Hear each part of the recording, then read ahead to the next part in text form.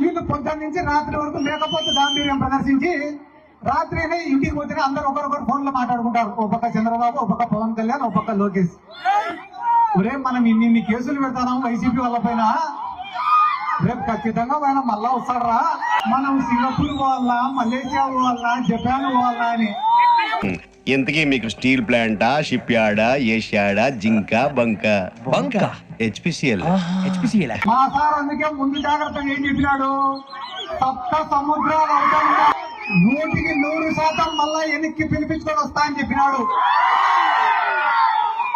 ఈ 18 నెలల్లో వైఎస్ఆర్ కాంగ్రెస్ పార్టీ సాధించిన విజయం ఏమిరా అంటే 11 సీట్లు వచ్చిన తర్వాత చాలా మంది ఒరే మనకు అవసరమారా ఈ రాజకీయాలు, ఎట్లా రా జగన్మోహన్ రెడ్డి అంటే తిరిగితే కేసులు పడతాయేమో అని చెప్పి చాలా మంది భయపడినారు.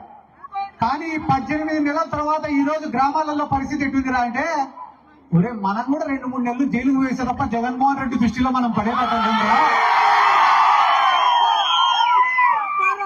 కాబట్టి దేనికైనా సిద్ధం కానీ జగన్మోహన్ రెడ్డిని మళ్ళా ఒకసారి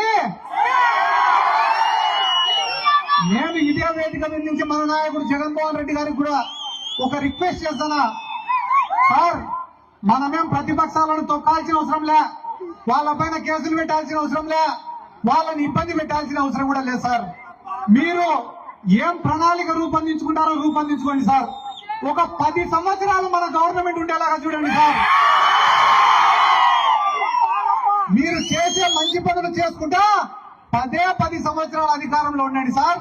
మీరు అనుకుంటా అంటే ఈ ప్రతిపక్షాలన్నీ కూడా ఫామ్ హౌస్ లకు పరిమితం అవుతాయని చెప్పి ఈ సందర్భంగా నేను తెలియజేస్తుంటూ